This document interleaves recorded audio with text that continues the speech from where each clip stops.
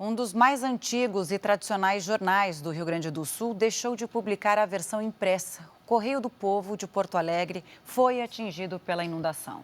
Camila, mas o amor pelo jornalismo e o dever de informar não deixaram os leitores sem as informações desse momento difícil da história do Rio Grande do Sul. No centro de Porto Alegre, o trabalho não para nem sob a chuva.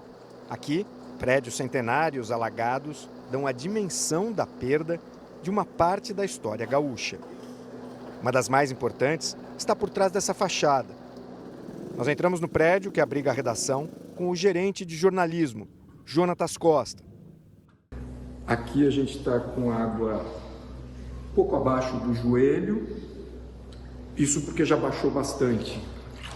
Esse era o nível em que estava. Isso porque o jornal está numa parte alta da rua. Na verdade, nunca se imaginou que ia chegar a essa altura, então colocaram alguns quadros de jornais antigos e agora eles ficaram boiando. É o que a gente sente quando está caminhando por aqui. A gente vai andando, pisando em alguma coisa que parece mais macia. Na realidade, são jornais. Ali tem um frigobar, caiu. É cena de destruição mesmo. Uma coisa que a gente percebe é que a água nesse ponto é mais gelada. Não sei explicar o porquê, mas isso é água muito gelada. E aí a gente imagina as pessoas que estão embaixo d'água ou sendo resgatadas ou que estão participando dos resgates. A situação se complica à medida que a temperatura baixa. O segundo elevador instalado no estado do Rio Grande do Sul e que estava em atividade até a inundação. Essa é a recepção do jornal. Antes de alagar totalmente, tudo que os funcionários conseguiram colocar para cima, eles colocaram nas áreas mais altas. Vários móveis, cadeiras aqui. Mas mesmo nessa hora não se imaginava que chegaria nessa altura. O máximo que a gente imaginou que pudesse acontecer, eventualmente, é que a água chegasse na frente, ali na rua, mas não que ela invadisse o prédio a essa altura. Ali é a rotativa do jornal que imprime a versão impressa e o parque gráfico do jornal não fica aqui nesse prédio, fica no 4º distrito, uma outra região de Porto Alegre.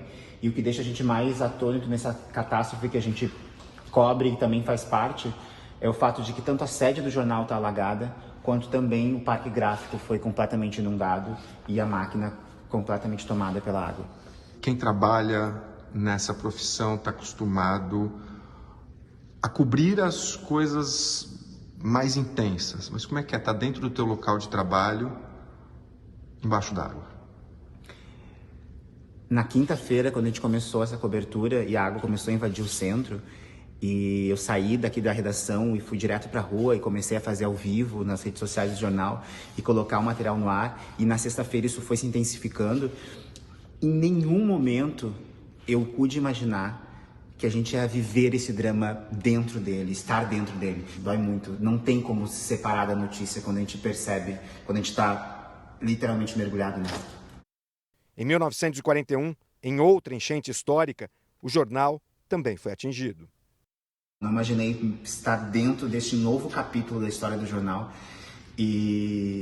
mas o jornal resistiu lá em 41, resistiu à guerra, à pandemia e vai resistir, vai resistir. Vai subir as escadas para mostrar a redação. Essa é a redação do jornal, onde as reportagens são escritas, fica no 2º andar. A água não chegou até aqui, mas a gente tem algo muito emblemático. São as 2 últimas edições impressas do jornal. Esse foi na quinta-feira, dia 2 de maio. O Rio Grande pede socorro. A gente já estava vivendo uma calamidade aqui. E aí veio o que é ainda pior. Na sexta-feira, dia 3 de maio, uma edição especial, já toda sobre a chuva, com o título Dilúvio. Aqui era o Vale Taquari ainda. Toda essa água aqui do dilúvio estava a caminho de Porto Alegre. De volta à parte de baixo do prédio, encontramos um dos estúdios da Rádio Guaíba praticamente destruído. É um estúdio que fica com as janelas abertas aqui para Calda Júnior e para Rua da Praia. E a Rádio Guaíba fez 30 anos, aliás, no dia 30 de abril, comemorou o aniversário. E esse espaço aqui foi usado muito para lançar a nova marca da rádio e para fazer uma programação especial. Essa esquina é chamada de esquina da comunicação também por causa desse estúdio, porque aqui as janelas ficam abertas para a rua, o som da rádio, das transmissões passa para a rua ali, as pessoas acompanham os debates e os programas pela janela. E é um símbolo aqui do centro de Porto Alegre também. É uma região que renasceu nos últimos anos e um símbolo assim do centro de Porto Alegre. E é uma tristeza olhar o jeito que ficou isso aqui. Difícil é saber quando essas máquinas, por onde rodaram as notícias mais importantes dos últimos 129 anos, voltarão a rodar. A edição impressa foi suspensa, mas os formatos digitais mantidos. Os jornalistas continuam trabalhando nas ruas ou em casa. Para mim, para a maior parte dos colegas que trabalham lá, a gente olha com os olhos turvos de lágrimas, na verdade, né?